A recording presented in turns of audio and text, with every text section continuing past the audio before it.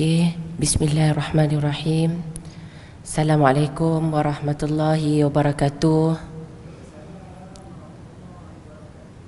Innal hamdalillah nahmaduhu wa nasta'inuhu wa nastaghfiruh wa na'udzu billahi min shururi anfusina wa min sayyiati a'malina. Man yahdihillahu fala mudhillalah wa man yudlil fala hadiyalah. Asyhadu an la ilaha illallah wahdahu la syarikalah wa asyhadu anna Muhammadan abduhu wa rasuluh. Allahumma rabbi shrah li sadri wa yassir li amri wahlul 'uqdatam min lisani yafqahu qawli, amma ba'd. Para hadirat sekalian yang dirahmati oleh Allah Subhanahu wa taala, alhamdulillah hari ini kita dapat berjumpa lagi.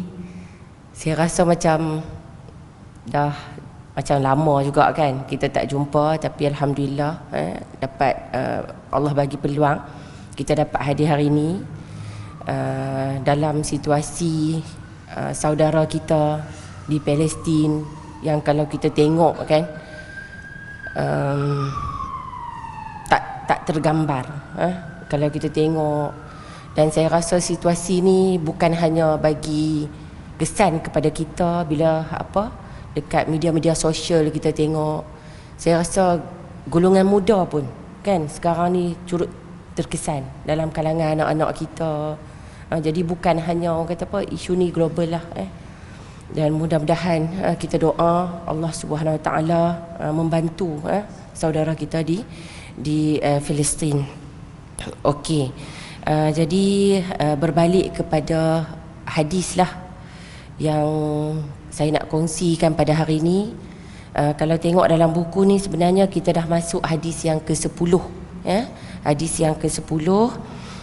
Kalau ikut dalam buku ni hadis ni bertajuk, kalau diberi tajuk lah dalam bahasa Melayu, amalan seseorang kamu tidak dapat menjaminnya masuk ke syurga. Nanti kita akan tengok amalan yang kita buat. Kalau kita faham daripada tajuk ni, amalan tu belum menjadi jaminan kita masuk ke dalam syurga. Jadi mungkin ada orang akan faham tak payah nak buat amalan. Tak payah nak, orang Kedah kata nak pulun buat amalan, sebab amalan belum tentu memberi jaminan kita dimasukkan ke dalam syurga. Adakah ini satu kefahaman yang betul? Tak perlu buat amalan, sebab amalan belum tentu masuk syurga. Nanti kita akan tengok apa maksud hadis ni Okey, sebelum saya teruskan dengan bincang maksud hadis ni, kongsi hadis ni, saya bacakan dulu hadis ni. Hadis ni adalah hadis yang diriwayatkan oleh sahabat Nabi sallallahu alaihi wasallam, iaitu Abu Hurairah radhiyallahu anhu. Hadis yang berbunyi, an Abi Hurairah radhiyallahu anhu qala Rasulullah sallallahu alaihi wasallam, lan yunajjiya ahadan minkum amaluhu. Qalu wala anta ya Rasulullah. Qala wala ana illa an yataghammadi Allahu bi rahmatin saddidu wa qaribu waghdu wa ruhu wa syai'un minad duljah wal qasda tablughu. Jadi apa maksud hadis ni? Hadis ini bermaksud daripada Abu Hurairah radhiyallahu anhu. Beliau berkata, Nabi SAW bersabda, tidak menjamin amalan seseorang kamu. Tidak menjamin amalan seseorang kamu, iaitu lan yunajjiya ahadan minkum amaluhu. Itu maksud potongan dalam hadis. Dan para sahabat Nabi SAW, mereka apabila mendengar Nabi SAW mengucapkan sesuatu ucapan, mereka nak lebih faham, mereka bertanya kepada Nabi. Dan apa yang ditanya oleh sahabat Nabi, mereka berkata, engkau pun juga wahai ya Rasulullah. Jadi Nabi juga ditanya, Nabi juga tidak ada jaminan dengan amalan Nabi. Itu yang para sahabat bertanya. Dan Nabi menjawab, wala ana, dan tidak juga aku, dan aku juga tidak ada jaminan, ya. Melainkan Nabi jawab yang berikutnya, melainkan Allah cucuri, Allah limpahkan rahmatnya, Allah bagi kepada Nabi sallallahu alaihi wasallam, ya. Allah bagi rahmat, Allah limpahkan, Allah kurniakan kepada Nabi Muhammad sallallahu alaihi wasallam. Dan selepas daripada itu, Nabi sallallahu alaihi wasallam mengucapkan saddidu. Saddidu ni maksudnya kat sini, berusahalah melakukan amalan yang benar secara seimbang. Kena buat amalan, dan amalan tu kenalah amalan yang benar dan buat secara seimbang. Jangan cuai. Waqaribu ni maksudnya jangan melampau, jangan berlebihan. Kena konsisten. Nanti kita akan tengok satu persatu maksud potongan yang ada dalam hadis. Dan selepas tu Nabi sebut waghdu waruhu wa syai'un minaduljah. Maksud kat sini, berjalanlah waghdu ni pada waktu pagi, awal pagi, ya. Kemudian waruhu, dan berehatlah. Maksud kat sini, jangan terus menerus berjalan tanpa henti. Jangan buat sesuatu perkara tu berterusan, tak stop. Orang kata apa? Tak rehat. Buat je. Ni berlebihan. Kemudian wal qasda tablughu. Jadi al qasda kat sini maksudnya lebih kurang sama, tapi di penerangan tu menguatkan, sederhanalah, seimbanglah. Nanti kamu akan sampai kepada keredaan Allah Subhanahu Wa Taala. Ini yang dimaksudkan dalam hadis ni secara umumnya. Nanti kita akan tengok. Dan kalau kita tengok kepada hadis ini yang ada dalam kitab Sahih Al-Bukhari, Al-Imam Al-Bukhari letak hadis ni di bawah tajuk Babu Al-Qasdi wal Mudawamah 'alal Amal. Maksud tajuk yang diletakkan oleh Al-Imam Al-Bukhari, Al-Qasdi ni maksudnya seimbang. Seimbang dalam kita buat amalan. Maksudnya orang kata pertengahan, tak berlebihan dan tak berkurang. Kita panggil pertengahan, tapi bukan tengah tu buat secara sikit, tapi buat dengan seimbang. Dan wal mudawamah. Mudawamah ni maksud apa? Maksudnya buat secara berterusan, konsisten, committed, lazimi benda tu sampai menjadi rutin kita. Buat jangan tinggal. Maksudnya ada orang dia kalau dalam bulan, katalah bulan Rejab je, dia puasa tiap-tiap hari, dia tak tinggal. Ataupun bulan Syaban saja. Sebab tu ada ulama kata jangan jadi Syabaniyin. Masa bulan tertentu sahaja buat amalan dengan banyak, bulan lain tak buat langsung. Itu yang dimaksudkan kena mudawamah. Nanti kita akan tengoklah maksud hadis ni. Okey. Para hadirat sekalian yang dirahmati oleh Allah Subhanahu Wa Taala, saya nak kongsi beberapa poin atau pengajaran yang dapat kita ambil daripada hadis ni. Yang pertama, macam mana kita nak faham hadis ni ikut maksudnya yang betul supaya tak berlaku salah faham. Sebab ada orang yang dia salah faham, dia kata rahmat Allah sahajalah yang boleh masuk syurga tanpa buat sebarang amalan. Jadi dia meremehkan amalan. Memang betul, sebab masuk syurga adalah dengan rahmat Allah. Tapi adakah bermakna tak perlu buat amalan?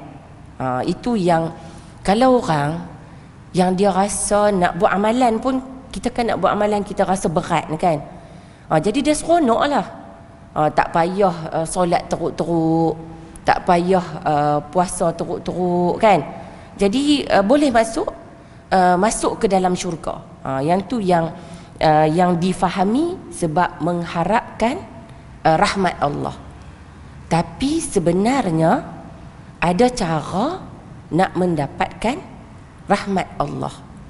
Dan cara nak mendapatkan rahmat Allah, syaratnya ialah kena buat amalan. Iaitu antara hubung kait, orang kata apa, amalan dengan rahmat Allah. Tapi kalau kita tengok kepada hadis ni sahaja, memang kita faham, memang hadis ni memberi maksud hanya dengan rahmat Allah seseorang tu masuk syurga, dan hanya dengan rahmat Allah seseorang itu dia terselamat daripada masuk ke dalam neraka. Tapi ada orang daripada mafhum hadis ini kan, tapi kalau ada orang kata hadis ini secara zahir dia bercanggah dengan beberapa ayat Al-Quran, yang ayat Al-Quran kata masuk syurga dengan sebab amalan. Jadi hadis ni kalau kita tengok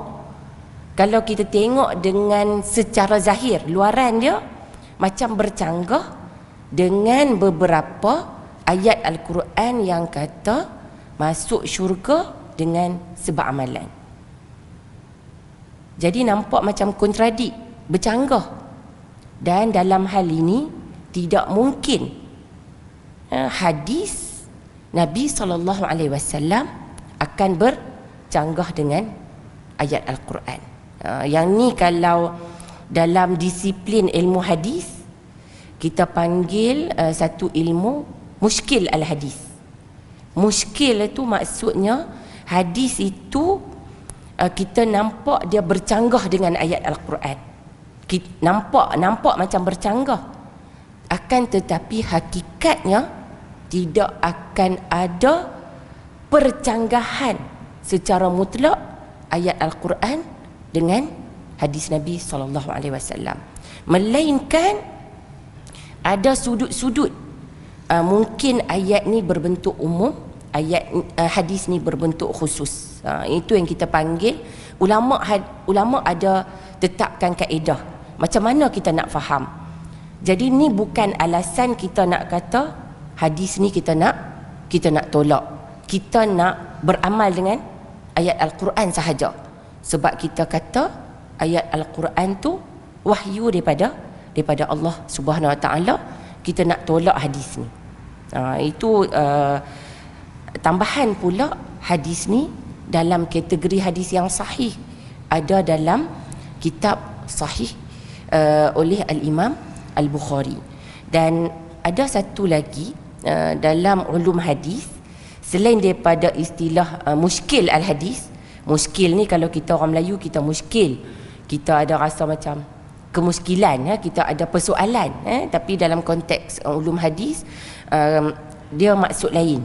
Hadis ni muskil, makna dia sebab dia bercanggah dengan ayat Quran ataupun dia bercanggah dengan hadis.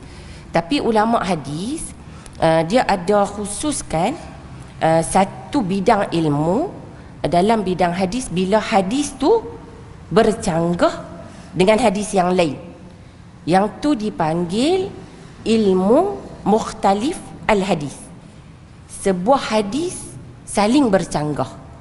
Yang tu hadis sama hadis bercanggah. Yang ini hadis bercanggah dengan ayat Al-Quran. Tapi kalau hadis bercanggah dengan hadis yang sahih, kita tak boleh tolak, melainkan hadis yang sahih bercanggah dengan hadis yang daif, kita beramal dengan hadis yang sahih. Okey. Jadi daripada sudut ni saya nak kongsi ayat Al-Quran yang menunjukkan bahawa masuk syurga tu adalah dengan sebab amalan. Yang ini kita dapat lihat ayat 72 dalam surah Az-Zukhruf, ayat yang berbunyi, a'udzubillahi minasyaitonirrajim, wa tilkal jannah allati uristumuha bima kuntum ta'malun. Wa tilkal jannah, dan dikatakan kepada mereka, inilah syurga yang diberikan untuk kamu mewarisinya. Dengan apa? Bima kuntum ta'malun. Masuk syurga yang diwariskan kepada kamu dengan sebab apa yang telah kamu kerjakan. Kalau kita tengok, sebenarnya ada tafsiran yang menyatakan sebenarnya Nabi Adam masuk ke dalam syurga dan kita akhirnya ganjaran kita dapat kembali ke syurga. Itu antara satu tafsiran. Dan nak dapat mewarisi syurga ni sebenarnya ada hubungan yang rapat dengan pemilik, pencipta syurga itu sendiri, iaitu Allah Subhanahu wa ta'ala. Kalau kita tidak ada hubungan yang rapat dengan Allah Subhanahu wa ta'ala, kita jangan, orang kata, macam mana kita nak masuk ke dalam syurga. Dan ayat yang berikutnya disebabkan dengan apa yang telah kamu kerjakan. Kat sini bima, perkataan bi itu, bima kuntum tu disebut ba sebagai ba sababiyah, ba yang menjadi sebab terjadinya sesuatu. Kalau dalam ayat ni dengan sebab usaha kita. Jadi masuk syurga dengan sebab usaha kita. Jadi maksud nak masuk syurga kena ada usaha yang gigih daripada kita untuk beramal. Kena ada usaha untuk lakukan amalan. Bukan orang kata duduk tak buat apa, goyang kaki je, solat pun tak payah buat, puasa pun tak payah buat, tapi kita harap masuk syurga. Dan disebut kat sini, dunia ni bukanlah tempat untuk kita berehat, untuk kita nak buang masa kita, tapi mestilah kita penuhi dengan amal ibadat yang boleh membawa kita kepada untuk kita masuk ke dalam syurga. Dan ibadat tu mestilah ibadat yang sah, yang bertepatan dengan kehendak syarak. Kalau orang, kadang-kadang ada yang kita tengok dia buat amalan, tapi amalan yang dia buat contoh macam zikir, zikir pagi. Ada orang yang dia zikir, kadang-kadang dia tidak didedahkan dengan zikir-zikir yang menjadi amalan Nabi. Yang tu satu kerugian lah. Dia amal zikir-zikir yang kadang-kadang kita rasa kita pun tak pernah dengar, tapi setiap hari dia buat.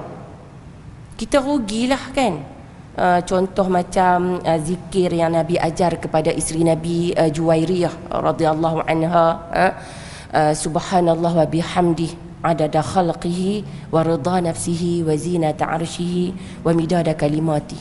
Buat amalan, rugi. Jadi kita kena, yang ni kita kena carilah apa bentuk amalan yang bertepatan dengan apa yang Allah sebut dalam Al-Quran, apa yang Nabi sebut dalam hadis. Ini adalah yang sebaiknya. Dan ini dalam ayat 72 ni menunjukkan kepada kita masuk syurga dengan sebab amalan yang kita lakukan. Kalau tengok kepada ayat yang sebelum itu, ayat 71 dalam surah Az-Zukhruf, Allah cerita tentang nikmat di syurga. Nikmat ni memang banyak lah kan, nikmat di syurga. Nikmat di syurga antaranya diceritakan bahawa maksudnya ayat ini bermaksud diedarkan kepada mereka pinggan-pinggan besar dan juga piala-piala daripada emas. Ini antara nikmat di syurga. Dan selain daripada nikmat pinggan-pinggan dan piala daripada emas, dalam syurga pula disediakan segala yang diingini oleh nafsu. Dekat syurga, apa yang nafsu nak, semua boleh dapat. Tapi terbalik dengan kita di dunia, kita kena lawan apa yang nafsu kita nak. Yang tu kita kena lawan walaupun susah orang kata. Mujahadah. Nafsu kita nak apa?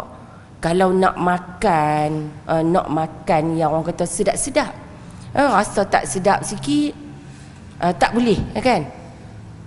Nak makan yang hebat-hebat, ataupun saya kata kat saya lah juga kan, untuk diri sendiri lah orang kata, nak pakai baju, nak orang kata macam mana, nak yang elok-elok kan. Ada setengah orang, termasuklah juga saya kata, kalau yang tak berjenama tu tak mau, kita rasa malu kan. Itu antara orang kata nafsu kita. Nafsu kita kalau beg orang kata yang tak ada berjenama, kita rasa segan. Itu nafsu kita. Tapi di syurga nanti, apa yang nafsu kita nak, nikmatnya Allah akan berikan. Tapi di dunia, nafsu kita kena kawal dan kita cuba lawan. Kalau kita ikut nafsu, memang habis, binasalah kita. Dan juga bukan hanya tu, nikmat di syurga nanti, apa yang indah dipandang oleh mata, yang tu nikmatnya, tengok saja pun dah nampak keindahannya. Itu nikmat pandangan. Bukan hanya nikmat boleh rasa sedap-sedap, tapi juga nikmat pandangan. Nampak saja pun dah rasa elok dan rasa indah. Dan nikmat yang lagi besar daripada itu yang disebut dalam syurga ialah wa antum fiha khalidun. Itu nikmat yang paling besar, kekal di dalam syurga yang Allah janjikan kepada orang yang Allah bagi rahmat untuk masuk ke dalam syurga. Tak boleh nak gambarkan nikmat kekal di dalam syurga. Macam kita kan, kita seronok berjalan tempat orang kan, kita travel, kita pergi mana, kita duduk hotel yang bagi kita 3 bintang, 4 bintang. Kalau dapat duduk 5 bintang tu rasa macam seronok sangat dah kan, rasa macam tak mau balik kan. Tapi hakikatnya kita kena balik juga kan kat rumah kita. Tapi bila kita balik kat rumah kita, kita rasa duduk hotel seronok. Tapi sebenarnya kita balik ke rumah kita tu, kita rasa lega sebenarnya kita duduk dekat rumah kita, sebab tu rumah kita. Tapi nak gambarkan nikmat di syurga, kekal dalam syurga tu, lagi besar rasa dia, macam mana perasaan yang kita rasa di dunia, ya. Okey, itu daripada sudut ayat Al-Quran yang ada kaitan dengan yang menunjukkan amalan kita dapat membawa kita masuk ke dalam syurga. Kemudian ada ayat lain juga, bukan hanya ada ayat tu, ada ayat yang lain dalam surah An-Nahl ayat 32, ayat yang potongan ayatnya yang berbunyi, yaquluna salamun alaikum udkhulul jannah bima kuntum ta'malun. Jadi ayat ni bermaksud iaitu orang-orang yang diwafatkan dalam keadaan baik oleh para malaikat dengan menyatakan kepada mereka, salamun alaikum, masuklah kamu ke dalam syurga dengan sebab bima, sama juga dengan sebab apa yang telah kamu kerjakan. Jadi dijemput masuk ke dalam syurga dengan sebab amalan kebajikan yang dilakukan masa kita hidup di dunia. Jadi masuk syurga ni, macam saya pernah kongsi dalam hadis sebelum ni, adalah kejayaan yang paling besar. Dan diselamatkan daripada masuk ke dalam neraka tu adalah kejayaan yang paling besar. Jadi semua orang, kita memang menyimpan hasrat untuk masuk ke dalam syurga dan dijauhkan daripada dalam neraka. Tu hasrat kita. Kita tu impian kita, sebab kita tahu kita bukan hidup di dunia ni selama-lamanya. Kita nak masuk syurga. Walaupun kita tahu amalan kita ni tak banyak mana. Kita solat pun cincai-cincai. Nak khusyuk berapa je solat kita yang betul-betul kita khusyuk. Kan? Kita nak buat solat sunat secara konsisten, berterusan. Berapa lama, berapa banyak yang kita boleh buat. Tapi kita memang mengharapkan kita masuk syurga. Sebab tu yang memang ada doa. Nabi pun, Nabi SAW memang menyarankan kita berdoa masuk syurga, dijauhkan daripada neraka. Doa yang antaranya selepas daripada yang kita baca tahiyat, Allahumma inni as'alukal jannah, minta masuk syurga, dan minta masuk syurga yang paling tinggi, kan? Okey, jadi macam mana kita nak faham? Kalau kita tengok ayat Al-Quran ni, ayat Al-Quran kata masuk syurga dengan sebab amalan. Tapi hadis ni kata masuk syurga dengan sebab rahmat daripada Allah Subhanahu Wa Taala. Sebenarnya dalam hal ini ada banyak pandangan. Ulama dah jelaskan. Antaranya penjelasan oleh ulama banyak sebenarnya. Kalau kita nak faham pandangan ulama yang cuba nak selaraskan, sebenarnya hadis yang Nabi ucap ni tidak bertentangan dengan ayat Al-Quran. Jadi antara salah satu pandangan ulama, kalaulah kita tengok amalan yang kita buat dalam sehari, kita bangun pagi, kita solat subuh. Kita solat tak sunat sebelum subuh? Kan? Kalau buat, alhamdulillah. Kita tahajud tak? Kita baca Quran tak? Ni amalan yang kita buat dalam seharian kita. Nak banding amalan yang kita buat dengan jumlah tidur kita, berapa jam kita tidur, nak banding dengan amalan kita. Solat pun bukan ambil masa yang lama. Kita solat pun paling cepat 5 minit. Yang kadang-kadang kita bangun terus, dan nak berzikir selepas solat dan sebagainya, tu baru solat, kan? Nak banding tidur kita 7-8 jam sehari, kadang lebih lagi.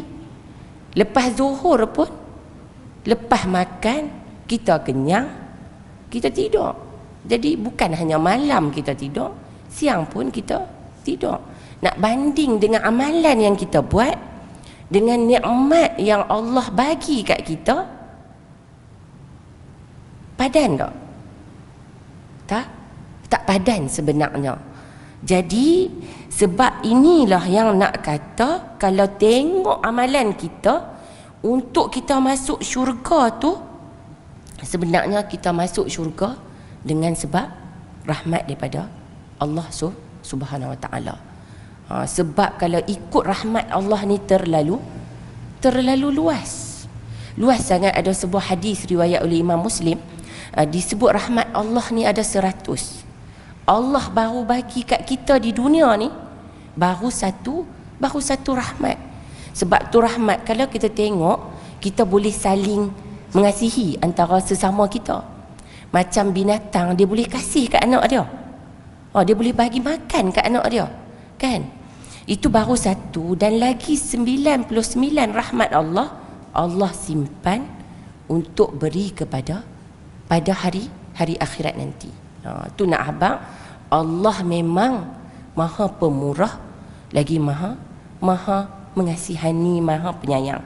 Sebab kalau nak tengok amalan kita juga, daripada satu sudut yang kita buat solat kita tadi tu, kita buat banyak, tapi sejauh mana amalan tu kita betul-betul ikhlas kerana Allah Subhanahu Wa Taala. Kita buat ni sebab kita kata, bukan sebab kita rasa suka nak buat. Kita tak sampai tahap kita cinta nak buat amalan tu. Kita buat tu dalam keadaan kita malas. Bukan dengan sebab orang kata apa, kita buat ni sebab kita kata sebab Allah yang suruh. Kalau Allah tak suruh, memang pakai tak buat. Kadang-kadang ada orang yang ditimbul rasa macam tu, nak buat rasa berat. Tapi nak tunjukkan kata rahmat Allah ni sangat luas. Sebab tu yang kalau kita tengok, ada hadis kan, ada hadis yang sahih yang menceritakan seorang pelacur yang masuk syurga. Kalau kita kata dengan sebab amalan, dengan perbuatan dia tak boleh, nak macam mana dia masuk syurga? Dengan perbuatan dia memberi minum kepada anjing dalam keadaan dia insaf, kelemahan diri dia. Itu yang saya kata kita sama muhasabah, untuk kita rasa dari sudut ibadat ni sebenarnya kita adalah hamba Allah yang hina. Kita jangan rasa kita buat amalan banyak, kita lebih baik daripada orang lain. Kita akan kata, dia tu bukan solat pun, dia tu bukan puasa pun, dia tu solat Jumaat pun tak pi, kan? Kita nak kata dia tu solat pun lewat waktu. Kita rasa kita masuk waktu terus solat. Kita tak azan lagi, kita dah ada di tikas dada. Bagus amalan macam tu, cuma kita kena rasa bila kita buat ibadat, kita adalah hamba Allah yang hina. Kita jangan nilai orang lain. Yang penting kita nak sibuk ialah dengan amalan kita sendiri. Amalan mana yang Allah nak terima. Kita jangan kalut dengan amalan orang, kan? Itu yang sebaiknya, ya. Okey, itu poin yang pertama. Okey, poin yang kedua, ulama sebut masuk syurga tu sebenarnya memang semata-mata dengan rahmat daripada Allah Subhanahu Wa Taala, yang macam mana hadis tadi sebut. Tapi ada pandangan yang kata tingkatan di dalam syurga tu kan ada banyak tingkatan. Tingkatan yang paling tinggi tu adalah menurut amalan yang dilakukan oleh manusia masing-masing, ikut amalan masing-masing. Jadi bukan maksudnya kat sini rahmat sahaja yang penting, tapi dua-dua sangat penting. Sebab kalau berdasarkan pandangan ni, amalan itulah yang akan menentukan kita berada di tingkatan syurga yang mana. Ini memberi motivasi kepada kita supaya kita tak putus asa dalam buat amalan. Nak cuba buat lagi, ya. Okey, ini satu pandangan. Kemudian apa yang disebut sebenarnya, yang ni pandangan yang kedua, dia nak hampir sama dengan pandangan yang pertama tadi, so saya skip. Yang ni pun saya dah sebut juga. Pandangan yang ketiga, Dari sudut macam mana kita nak tahu kita buat tu ikhlas tadi tu, kan? Allah terima juga amalan kita walaupun ada kekurangan.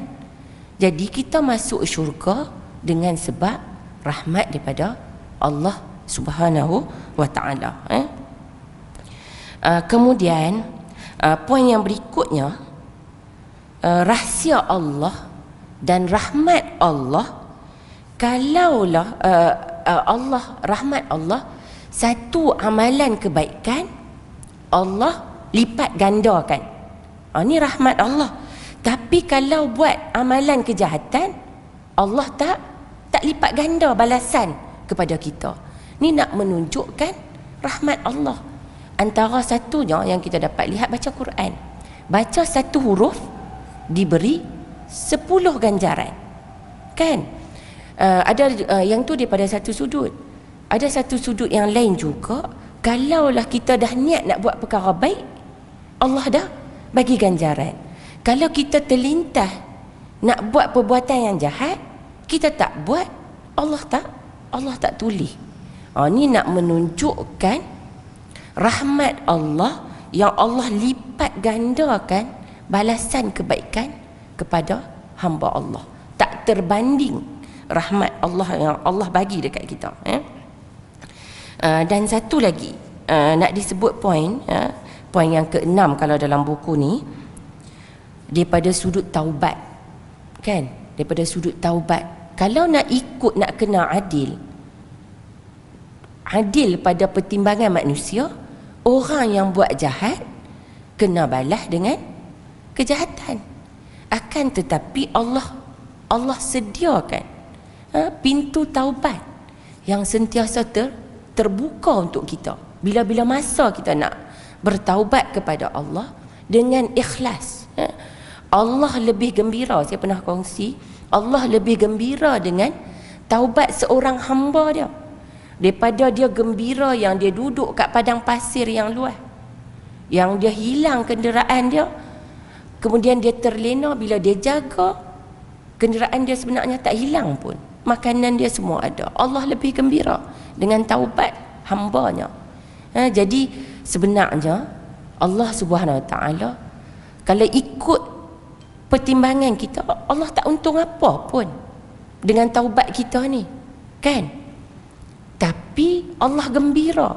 Ni nak menunjukkan bahawa Allah memang, rahmat Allah sangat besar dan sangat luas kepada kita. Cuma kita yang lalai, kita yang leka. Kita nak buat satu benda, kita bagi alasan. Ni saya kata kat saya, letih lah, kan? Letih, dah masak letih, tunggu sat lah. Kerja balik kerja letih, sat lagi lah solat. Kan, kita tangguh, kita bagi alasan, kita cuai, kan? Kita buat pun asal buat saja, kan? Jadi taubat yang Allah terima dengan sebab rahmat daripada Allah Subhanahu Wa Taala.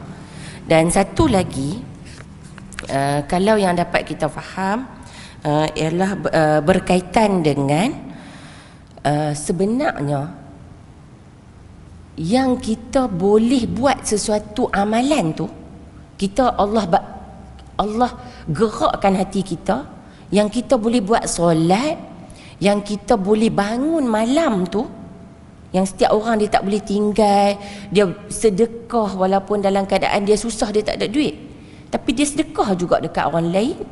Yang kita boleh buat amalan tu sebenarnya adalah rahmat daripada Allah Subhanahu Wa Taala. Rahmat Allah bagi taufik, Allah bagi hidayah kat kita supaya kita boleh buat. Tapi kita rasa manusia ni dia rasa besar diri. Dia rasa dia buat tu dengan sebab diri dia, kan? Dia rasa jadi dia pandang rendah kepada orang yang dia rasa nampak, dia rasa dia lebih bagus. Jadi rumusannya juga di sini sebenarnya kita kata rahmat dengan amalan memang tak dapat dipisahkan untuk masuk ke dalam syurga. Jadi orang tu maksudnya sebab nak masuk syurga macam saya sebut tadi adalah dengan rahmat Allah, dan syarat nak dapat rahmat Allah kena lakukan amalan. Tak boleh pilih satu saja. Nak dapat rahmat Allah saja. Tapi tak mau buat amalan. Jadi kita kena buat amalan, orang kata apa? Cuba buat amalan setakat mana yang kita mampu buat. Okey, ini tentang orang kata apa? Maksud potongan hadis yang pertama tadi. Kemudian okey, kita pindah pula kepada potongan hadis yang kedua. Kalau kita tengok dekat sini, kat sini disebut wasaddidu wa qaribu. Jadi kalau ungkapan daripada hadis ni dia bercanggah lah. Kalau hadis yang pertama tadi tak ada jaminan seseorang masuk syurga dengan amalan dia, seolah-olah macam amalan tu tak penting. Tapi hadis ni, potongan hadis ni nak menunjukkan bahawa hadis ni kata saddidu tadi, buatlah amalan. Jadi sebenarnya tak bercanggah pun potongan hadis yang pertama dengan potongan hadis yang kedua. Sebab kalau tengok saddidu ni, berusahalah untuk buat amalan, dan tapi diikat amalan tu mestilah amalan yang betul. Jadi seolah-olah buatlah amalan yang betul supaya kita dapat rahmat Allah. Buat amalan, dan amalan tu mestilah amalan yang betul, dan daripada situ kita akan dapat rahmat Allah, dan seterusnya kita dapat masuk ke dalam syurga Allah. Ini tentang amalan. Kemudian sebenarnya kalau hadis ni sebenarnya kalau buka kepada kitab Sahih Al-Bukhari, Al-Imam Al-Bukhari sebenarnya tak bawa hadis ni di bawah bab yang saya kata seimbang dan berterusan dalam amalan ni, tak bawa sebuah hadis ni sahaja, tetapi juga Al-Imam Al-Bukhari bawa banyak hadis. Antaranya ialah hadis daripada riwayat oleh Aisyah radhiyallahu anha, iaitu isteri Nabi SAW. Hadis dia beza sedikit dengan hadis yang saya baca tadi. Hadis daripada Aisyah berbunyi, an Aisyata anna Rasulullah sallallahu alaihi wasallam qala saddidu wa qaribu wa'lamu inna lan yudkhila ahadukum amaluhu al-jannah wa anna ahabbal a'mal ila Allah adwamuha wa in qalla. Jadi hadis ini dia melengkapkan lagi kefahaman terhadap hadis tadi tu. Jadi kat sini saddidu tu kalau menurut Dr. Mustafa Al-Bugha yang syarahkan hadis ni, saddidu tu dia kata al-i'tidal fil qaul wal amal. Maksudnya buat secara seimbang. Saddidu ni buat sesuatu amalan, bukan hanya amalan, dan juga percakapan secara seimbang. Dan saddidu juga ikhtiyar as-sawab minhuma. Pilih amalan yang buat secara seimbang, amalan yang betul. Dan waqaribu ni jangan berlebihan, jangan melampau dalam melakukan amalan. Jadi maksud kat sini, buat amalan secara seimbang, dan amalan tu adalah amalan yang betul dan jangan berlebihan. Kena seimbang dan tak berlebih-lebih melampau. Dan disebut juga, Aisyah sebut hadis yang sama dengan riwayat Abu Hurairah tadi, amalan seseorang tidak dapat memasukkannya ke dalam syurga. Dan disebut apa amalan yang Allah suka. Allah suka bentuk amalan yang macam mana sebenarnya, kan? Jadi disebut kat sini anna ahabbal a'mal ila Allah adwamuha. Amalan yang Allah suka ialah amalan yang buat secara berterusan walaupun sikit. Jadi kan, cuba kita tengok apa amalan yang kita, diri kita sendiri, yang kita buat secara berterusan. Apa yang kita buat? Ke kita buat amalan tu bermusim je? Apa amalan yang kita buat? Cuba cari. Dan lepas ni cuba kita konsisten. Amalan yang kita buat tak berhenti. Bukan kita buat tu satu hari tu kita solat lah, kita ada hari kan, semangat ni punya semangat kita, kita buat, tapi lepas tu kita tinggal terus. Kita rasa, sebab tu amalan yang baik ialah, sebab tu kenapa hikmah di sebalik ni, supaya kita tak futur, kita tak rasa jenuh, kita tak rasa terbeban dan sampai kita rasa bosan nak buat banyak-banyak. Ini antara sebabnya. Dan ada juga disebut, ada hadis lain juga, tapi kena pentingkan amalan tu, syarat dia amalan yang benar, bertepatan dengan kehendak syarak. Buat amalan banyak pun, kalau lari daripada apa yang tak bertepatan dengan apa yang Allah sebut, tak, kalau berdasarkan hadis ni tak memberi manfaat. Amalan yang tak boleh, yang bukan amalan yang disukai oleh Allah Subhanahu Wa Taala. Dan selain daripada itu, dalam hadis ni juga, macam saya sebut tadi, ada disebut juga hadis, ditanya kepada Aisyah radhiyallahu anha, kaifa kana amalun nabi sallallahu alaihi wasallam, hal kana yakhtassu syai'an min al-ayyam? Qalat la, kana amaluhu dimah. Wa ayyukum yastati'u ma kana an-nabiy sallallahu alaihi wasallam yastati'. Jadi maksud kat sini, ditanya kepada Aisyah radhiyallahu anha, wahai ummul mukminin, bagaimanakah? Jadi para sahabat memang nak tahu, ini pendekatan sahabat, kita nak buat amalan, nak ikut Nabi, jadi kita nak tahu macam mana yang Nabi lakukan. Jadi ditanya kepada Aisyah, bagaimana amalan Nabi? Adakah Nabi khususkan pada dalam hari-hari tertentu dengan sesuatu amalan? Nabi khusus tak? Aisyah jawab, tak. Nabi tak ada khusus. Nabi hari-hari tertentu, dan Aisyah menyebut amalan Nabi berterusan.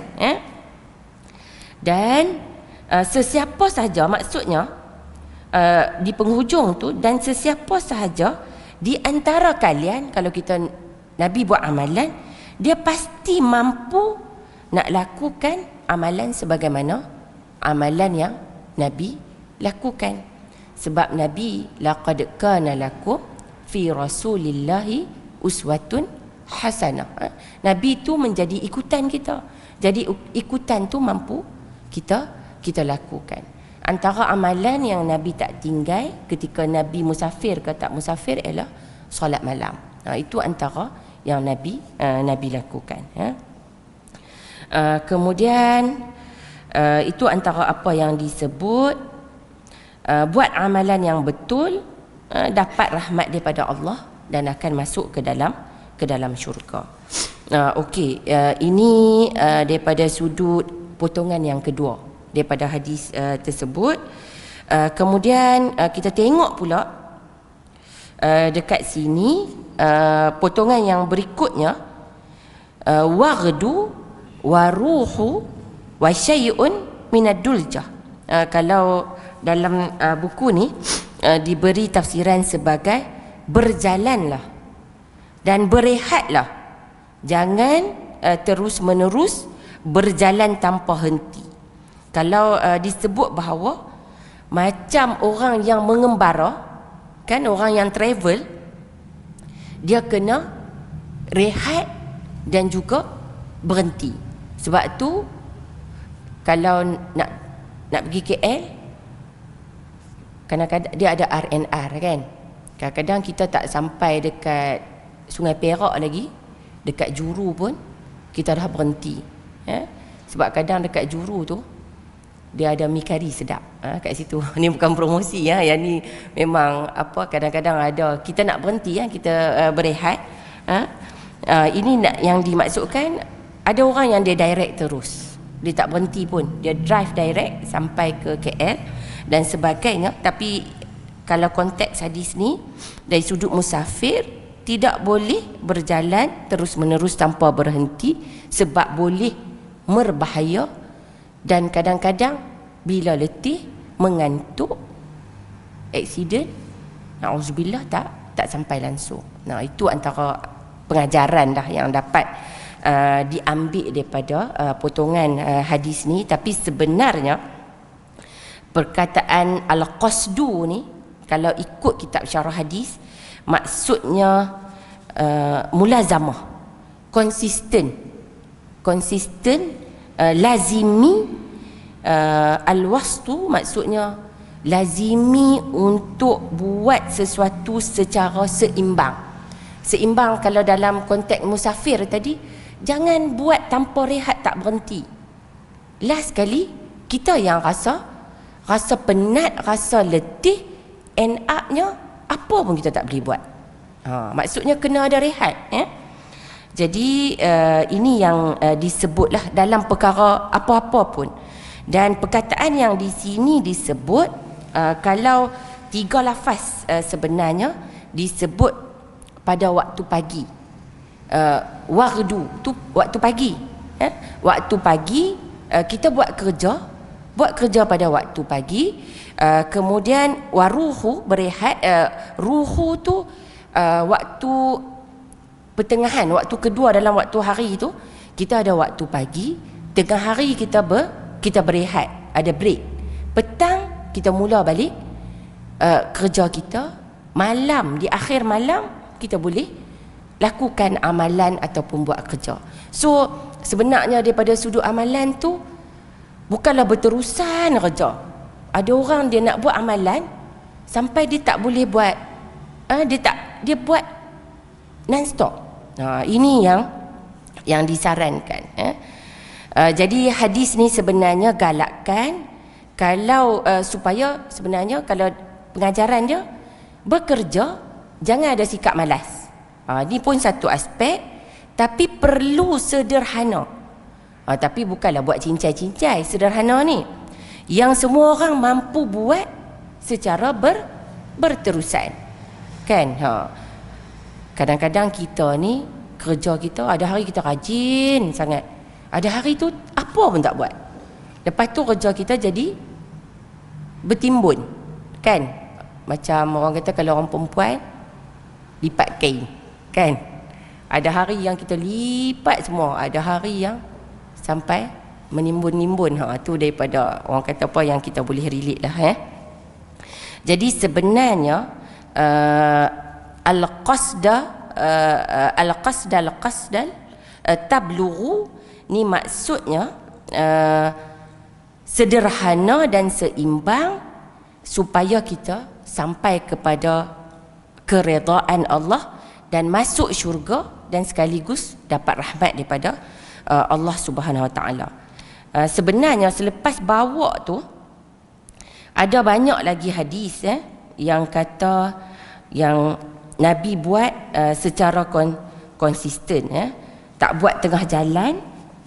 Yang nilah, yang konsisten nilah yang lebih Allah cintai daripada amalan yang kita buat sekali-sekala. Kita buat sekali-sekala, tapi kalau kita buat secara berterusan, yang ni yang Allah lebih cintai. Jadi dalam hal ini hadis yang Aisyah radhiyallahu anha riwayat tadi, yang amalan yang disukai oleh Allah yang seseorang tu dia lakukan secara berterusan walaupun sikit. Al-Imam An-Nawawi rahimahullah ada berkata, ketahuilah bahawa amalan yang sikit tapi konsisten berterusan. Lebih baik lagi daripada amalan yang banyak tapi dia buat sekali saja. Yang ni yang disebut oleh Al-Imam An-Nawawi. Dan Ibn Rajab ada juga menyebut amalan yang dilakukan oleh Nabi SAW adalah, Nabi sendiri adalah lakukan amalan yang berterusan. Dan Ibn Rajab kata Nabi larang buat satu amalan tinggal macam tu saja. Tinggal macam tu saja, tak berterusan dalam nak melakukan sesuatu amalan. Dan dalam hal ini sebenarnya yang buat amalan secara berterusan, ada hadis dalam Sahih Al-Bukhari, Nabi memberi panduan kepada salah seorang, kepada Abdullah bin Umar. Nabi bagi panduan kepada kepada Sayyidina Umar. Nabi berkata, "Ya Abdullah, la takun misla fulan." Wahai Abdullah, jangan kamu jadi seperti si fulan. Nabi larang, jangan jadi macam seseorang ni. Dia buat apa? Apa yang dia buat yang Nabi larang? Abdullah bin Umar jadi macam tu. Sabda Nabi SAW, kana yaqumul laila fataraka qiyamal lail. Dulu jangan jadi seperti si fulan. Dulu dia biasa bangun buat solat malam, dan sekarang dia dah tak bangun lagi untuk buat solat malam. Yang ni juga orang kata apa, pengajaran kita boleh ambil iktibar untuk kita konsisten bangun solat malam. Kita orang kata apa, daripada hadis ni, apa yang Nabi kata kepada Abdullah ibn Umar, jangan jadi macam lelaki ni. Dulu dia buat solat malam, lah ni dia tinggal, dia tak buat dah solat malam tersebut. Sebab amalan yang orang kata apa, sebab apa, buat sikit tu kita akan rasa tak berat nak buat. Kita tak rasa boring lah kan. Asyik buat, orang kata dengan banyak, kita rasa berat nak buat. Jadi buat secara konsisten mana-mana amalan yang kita tak tinggal setiap hari. Kalau ada orang dia boleh lazimi zikir pagi petang, dia konsisten setiap hari, walaupun sedikit yang dia berzikir. Ada hari dia zikir 2-3 jam pagi, esok dia tak zikir dah. Itu antara apa yang disebut. Sebab ada juga hadis riwayat oleh Imam Muslim, hadis daripada Aisyah radhiyallahu anha, Nabi SAW bersabda, "Wahai sekalian manusia, lakukanlah amalan sesuai dengan kemampuan kamu." Jadi kita tahu apa kemampuan kita. Buat amalan sesuai dengan kemampuan kita.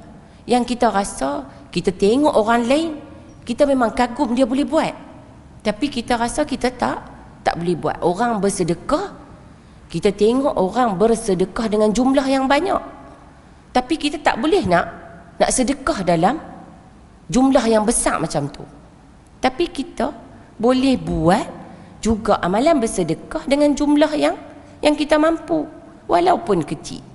Kadang-kala sedekah kita dengan nilai RM5, RM10 lebih Allah terima daripada orang yang sedekah tetapi dia rasa sedekah dia tu, kita tak nilai sedekah orang, tapi ada orang yang dia sedekah dia tu bukanlah ikhlas.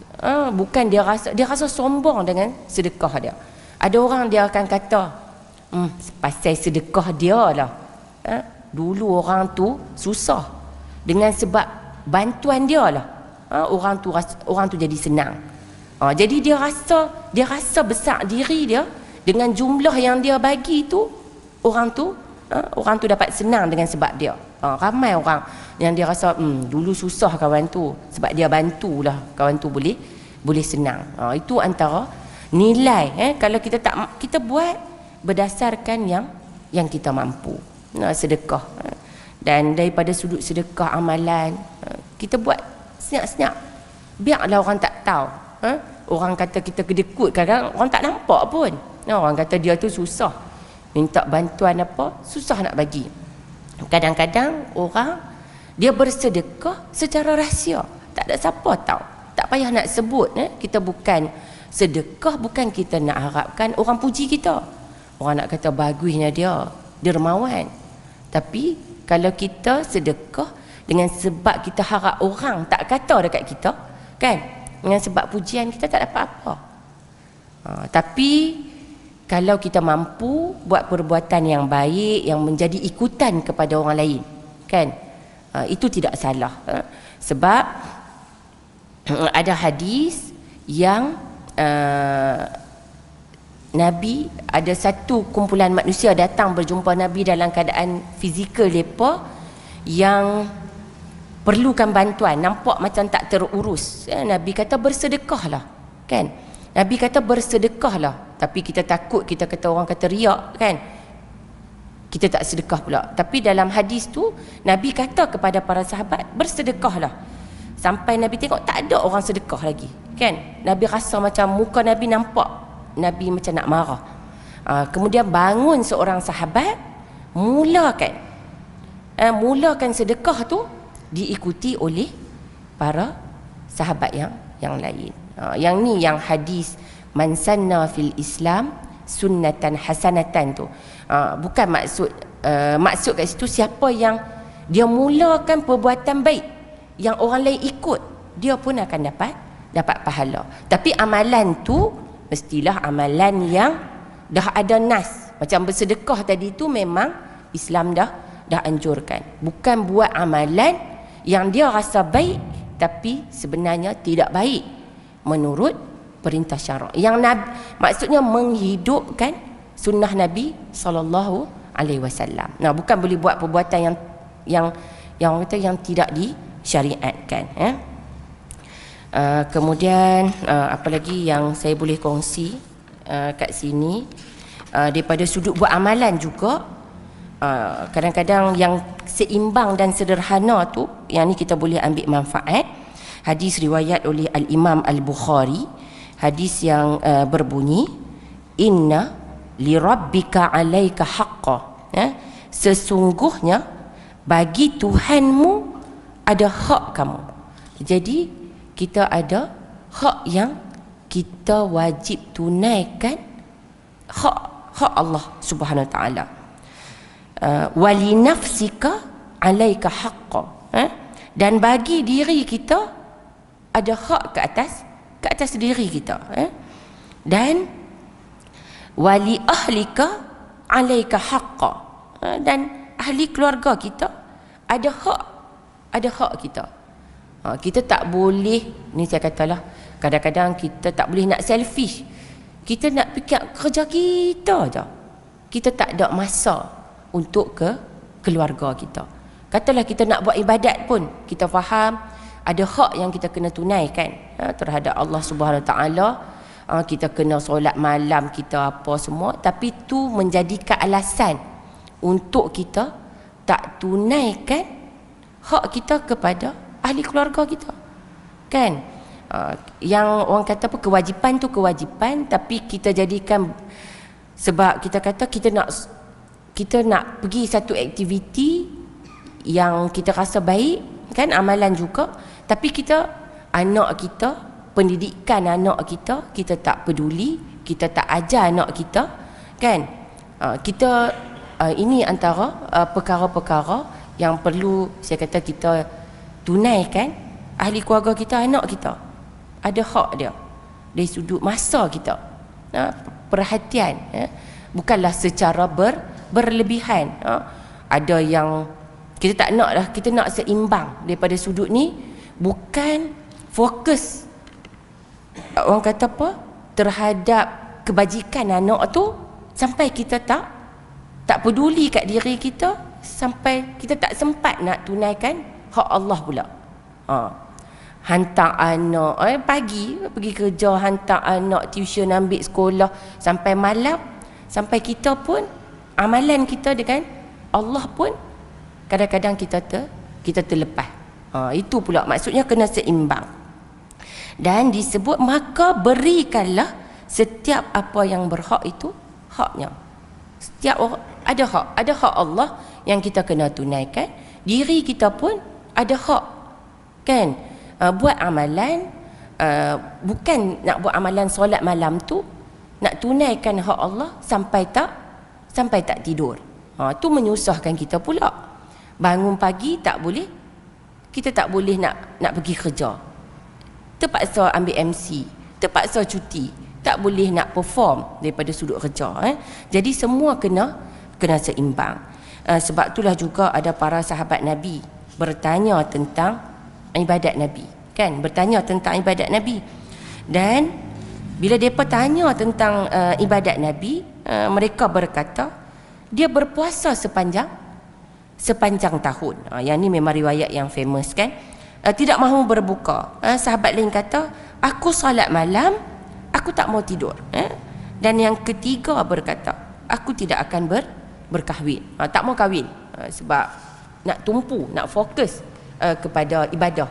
Jadi ada family, ada pasangan ni jadi menyusahkan. Jadi bukan kena keluar belanja aja orang kata, kan? Kena ambil tanggungjawab, kena sama-sama uruskan rumah tangga. Rasa ada pasangan ni boleh spend time dengan kawan, ada pasangan rasa leceh, kan? Rasa macam orang nak kontrol. Itu yang kita rasa. Akan tetapi daripada sudut apa yang Nabi sebut, Nabi kata apa hal sebahagian mereka berkata begitu dan begini, akan tetapi aku solat malam. Kita ikut Nabi. Nabi solat malam dan Nabi tidur. Kita